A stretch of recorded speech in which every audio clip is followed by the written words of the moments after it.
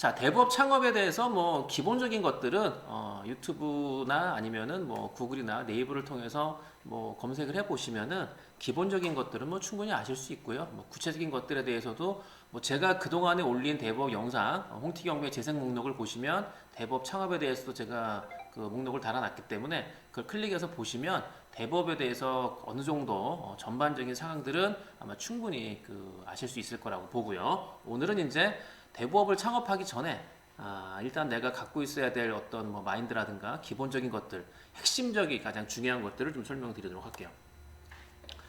가장 중요한 거는 이제 돈이죠. 뭐 돈이 있어야 대부업을 창업하지. 땡전 한 푼 없는 무일푼인 경우는 힘들죠. 일단 법인은 5천만 원이 필요하고요. 개인은 1천만 원이 있으면 되고, 요거는 통장에다가 돈을 넣어놓고 내 통장에다가 법인은 뭐 만들기 전이니까 내가 뭐 개인적으로 내가 내는 거니까 법인을, 그러니까 자기 통장에 5천 또는 1천만 원 넣어놓고 그 은행에 가면은 잔고증명서라고 해서 발급받으면 돼요. 잔고증명서를 발급받으면 아마 하루인가 이틀인가를 못 찾아요. 그건 못 찾기 때문에 발급받은 걸 가지고 그걸 증명을 해야 돼요. 그걸 서류를 내야 되기 때문에 그래서 뭐 법인은 5천, 개인은 1천만 원만 있으면 대부업을 누구나 낼 수 있고 사장님 될 수 있는 거예요. 조건은 되는 거죠. 물론 뭐 사무실 얻어야 되고 하는 건데 그런 부차적인 것들은 제가 오늘 생략을 하도록 하고, 자, 그 다음에 이제 제가 먼저 말씀드리고 싶은 거는 그냥 저한테 전화해서 묻거나 그냥 대법에 대해서 뭐 영상을 보시는 것도 중요한데 저는 이제 그런 것보다도 가장 핵심적인 거, 대부금융협회라고 해서 구글이나 또 네이버에서 치면 하나밖에 없습니다. 금감원 산하 기관이기 때문에 대부금융협회는 뭐 제가 만들 수도 없고요. 어떻게 할 수도 없어요.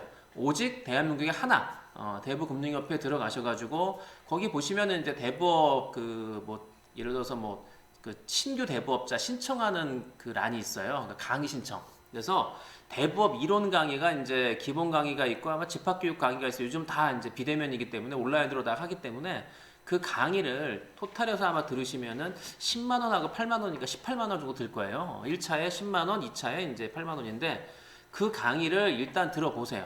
물론 뭐 강의를 듣고 6개월이 넘어가면은 강의를 또 들어야 되는 뭐 그 불편함이 있긴 한데, 근데 일단은 대부업을 뭐 그 18만 원 정도 투자하셔가지고 대부업의 전체적인 그 이론들, 뭐 그 강의가 뭐 저는 뭐 익히 아는 내용도 있고 뭐 조금 이런 걸 굳이 할 필요가 있을까라는 것도 있긴 하지만, 대부업에 대해서 처음 시작하시는 분들은 그 금감원 저기 뭐 대부금융협회에서 그 진행하고 있는 대부업 이론 강의를 저는 꼭 들어보시라고 수강해 보시라고 권해드리기 때문에 그 강의를 직접적으로 한번 1차, 2차 다 모두 들어보시고 나서 대부업이 이런 거구나라는 어떤 마인드는 가지고 이론적인 것들은 기본적으로 장착을 한 다음에 그 다음에 이제 알아보시는 게 순서가 되지 않을까라고 생각합니다. 예. 자, 그렇게 해서 먼저 대부금협회에 가셔가지고 강의를 먼저 들어보시는 게 순서고요.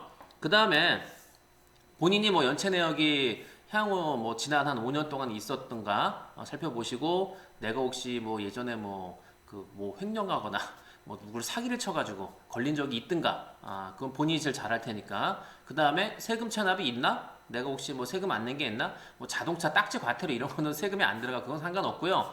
그건 문제가 안 되고 그냥 기본적인 뭐 재산세, 뭐 종합부동산세, 기타 등등 이런 세금, 국세, 지방세, 요 세금 체납이 있나 없나 확인하셔가지고 요 세 가지 사항 지금 보여드린 거, 요 세 가지 사항, 요 세 가지 사항에서 문제가 없으면은 뭐 대부업을 창업하는데 뭐 걸림돌은 없다는 거, 그거 말씀을 먼저 드리고 제일 중요한 거니까. 자, 그리고 나서는 이제 제가 뭐 이론적인 것들은 뭐 제가 그동안 많은 얘기를 했기 때문에 오늘은 아주 핵심적인 거를 먼저 말씀드리도록 할게요. 첫 번째, 일단 자신의 내공을 복귀해 봐야 돼요. 내 내공이 과연 대부업을 할 만한가. 대부업이라는 게 이것도 하나의 사업이기 때문에 저는 뭐 누구나 할 수 있다고 생각을 하지만, 뭐 그러나 일단 자기 점검은 좀 필요할 것 같기 때문에 자기 점검, 복귀라는 거는 뭐 바둑에서 다시 내가 둔 거를 다시 거슬러 올라가는 걸 복귀라고 하는데, 뭐 일반적인 말에도 뭐 쓰기 때문에 그냥 여러분들이 그 지난 과거를 한번 쭉 거슬러 올라가 보시는 거예요. 혹시 내가 돈을 빌려주고 나서 그 돈을 이거 혹시 못 받으면 어떻게 라고 해서 혹시 뭐 전전긍긍한 적이 있나? 밤잠을 설친 적이 있나? 그거 신경 쓰느라고 다른 일에 지장을 받은 적이 있나? 본인이 한번 생각을 해보시는 게 첫 번째다. 이게 왜냐하면 대부업이라는 게 돈을 빌려주는 거잖아요. 채무자한테. 전혀 일면식도 없는 사람이 본인의 부동산을 가지고 또는 이제 신용대출을 홍티경배가 이제 시작을 했으니까 이제 자기의 공무원, 지금 이제 뭐 대기업 어디죠? 그 LG전자인가 어디 그 사람 하나하고 지금 어디 구급 공무원이에요. 제가 확인 다 했고 어쨌든 근데 그 사람들이 자기 신분을 걸고 또는 부동산을 담보로 걸고서 돈을 빌리러 오는 사람인데 일면식이 없어요. 그 사람이 어떻게 살아왔는지 이 사람이 과연 뭐 신용이 있는지 없는지 몰라. 그냥 집이 있고 또는 자기 신분이 공무원이고 뭐 믿을 만한 회사에 다니고 있고 그걸 믿는 거예요. 그거 말고는 이 사람 개인적인 건 아무것도 몰라.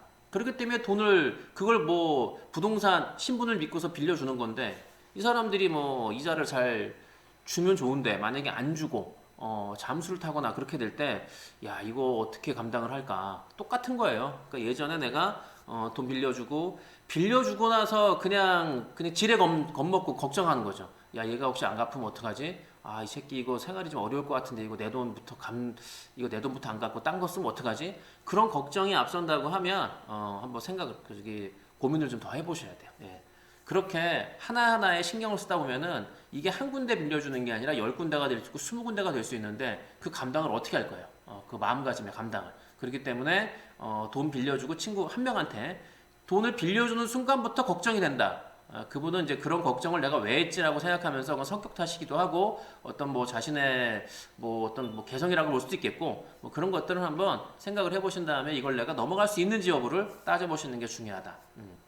자, 첫 번째가 이거고 내공 복귀. 그 다음에 두 번째 내공 복귀는 똑같은 얘기인데 이게 걱정하고 동일하게 이게 빌려준 돈을 이제 떼먹혔어요. 빌려간 놈이 돈을 먹고 튀었어. 먹튀했어. 연락이 안 돼. 또는 뭐 내 연락만 안 받아.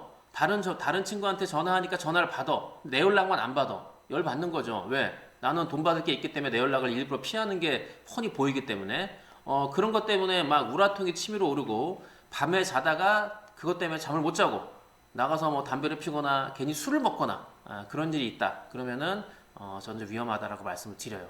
이런 분들은 이렇게 빌려준 돈 떼먹히고 밤잠을 설치고 물론 억울하고 뭐 열받으니까 설치기도 하고 분해 좀 분하기도 하겠지만 그런 것들이 지속이 된다는 건 문제가 있는 거예요.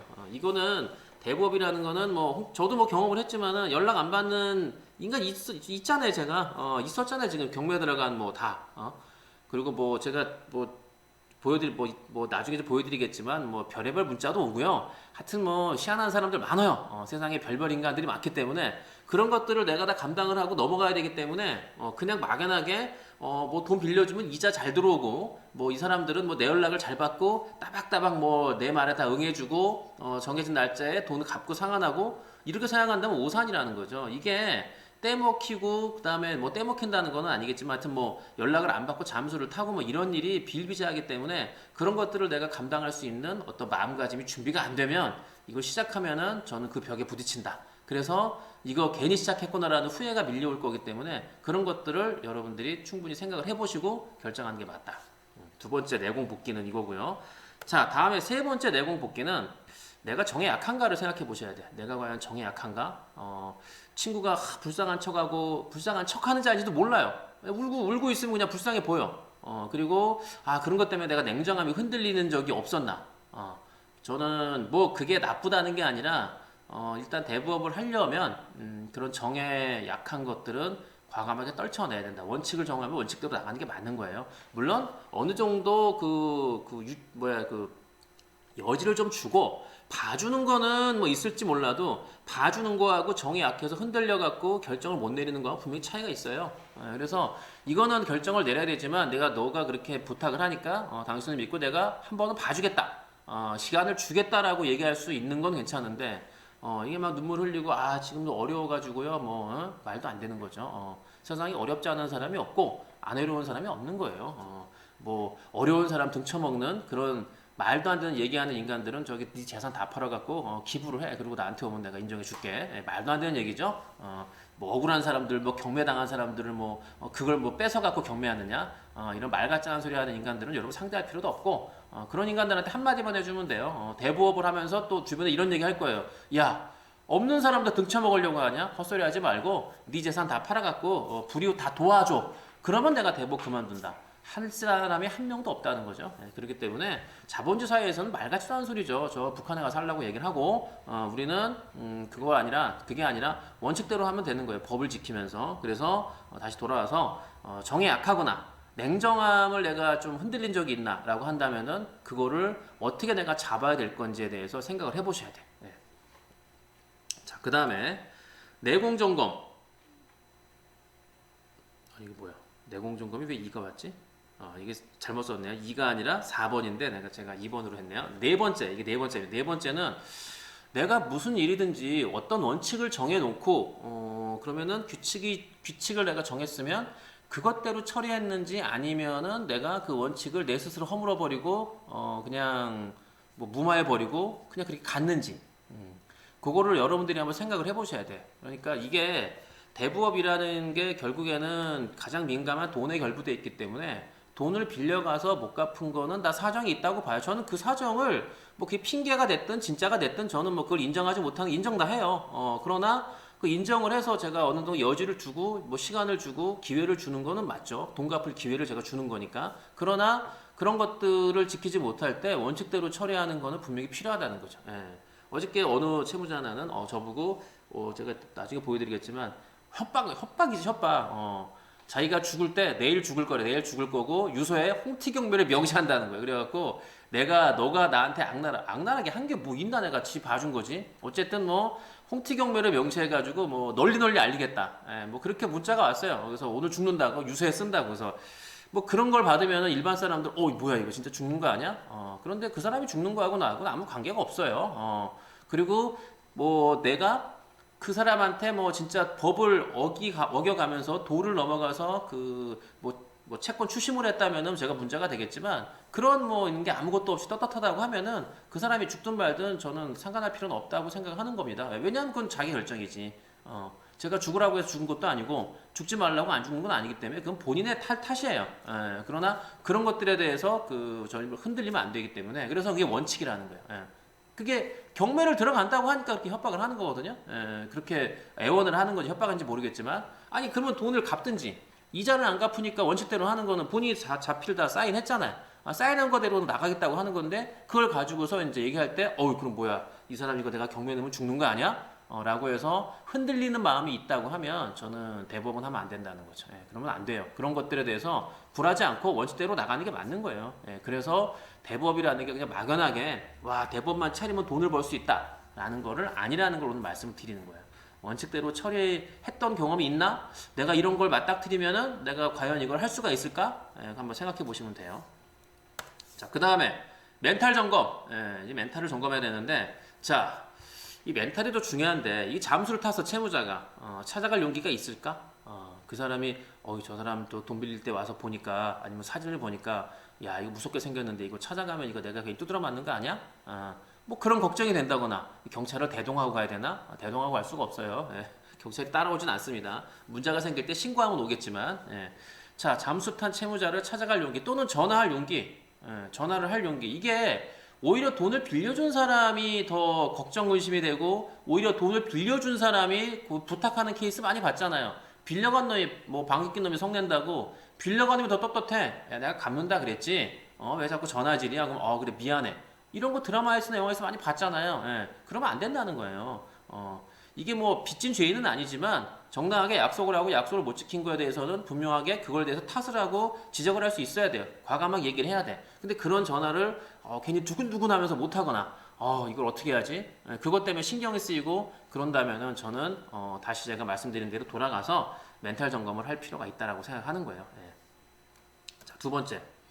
이 막무가내 채무자가 있어요. 뭐 제가 뭐 경험을 많이 했으니까 뭐 욕하는 사람도 있고요. 뭐 별별 인간들이 다 있는데 그런 것들에 굴하지 않고 맞대응할 수 있는 어떤 나만의 좀 강력함, 뭐 강력함이라고 그럴까? 하여튼 뭐 그런 걸 맞대응할 수 있는 용기, 뭐 용기라고 그럴 수도 있고 뭐 그런 것들이 필요하다는 거. 저는 그걸 멘탈이라고 생각하는데 그런 게 필요해요.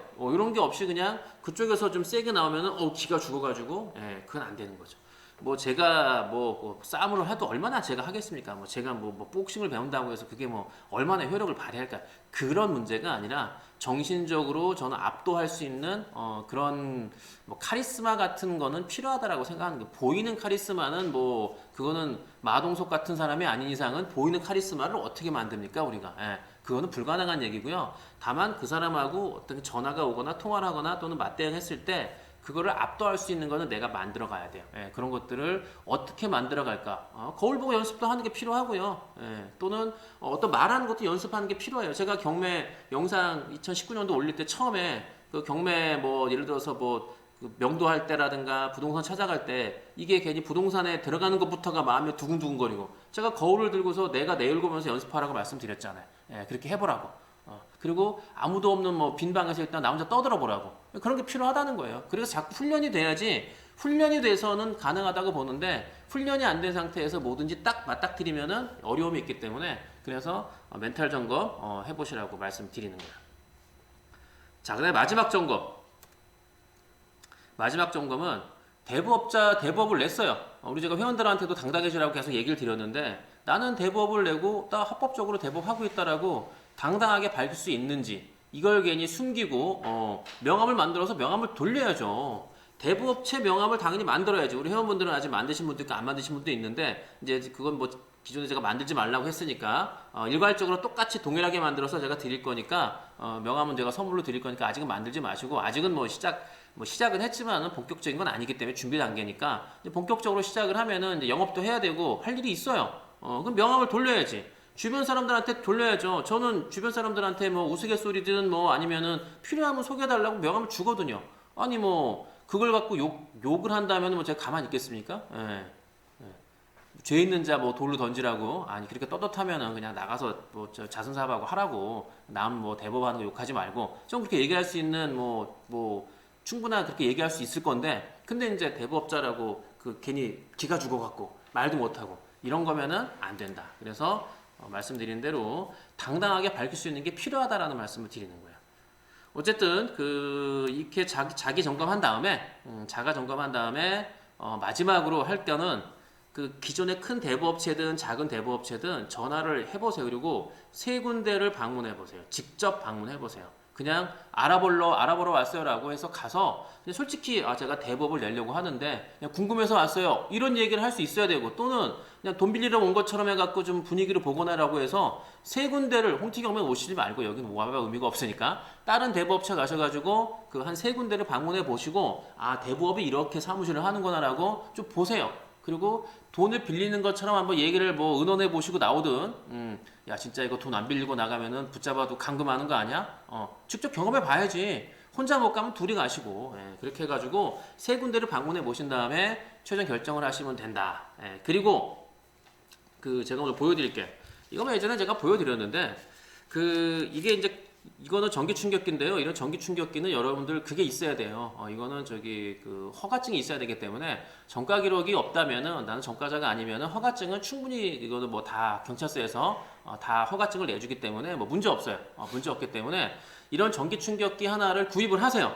구입을 하시고 이걸 한번 켜보는 거야. 이렇게 한번 이렇게 켜보는 거야. 이게 모르는 사람들은 이건 좀 강력한 거 마동석이 그 범죄도시에 나온 겁니다. 이런 거를 하나씩 갖고서 내가 이걸 갖고서 연습을 해보는 거예요. 이걸 갖고 사람 하는 데 가면 안 되고 놀래고요. 이 소리에 놀래기 때문에 비공터나 이런 데서 이걸 가지고서 한번 뭐 직접적으로 이거 처음에는 이거 저도 했을 때 겁나가지고 소리가 너무 크니까 근데 이제는 뭐 누구한테 써먹어본 적은 없지만 이제 제가 이제 뭐 어쨌든 이제 점검 차원에서 수시로다가 이걸 이걸 해볼 때 이제는 놀라는 건 없죠. 그래서 여러분들한테도 말씀을 드리는 게 이런 거 하나를 구입을 하셔가지고 본인이 뭐 가지고 다니시면서 이게 뭐 든든하니까 그리고 자기가 연습을 해보라는 거예요. 그러면서 자기 자신의 어떤 멘탈 내공 그 다음에 용기 이런 거를 키워보시라고 말씀드리는 거예요.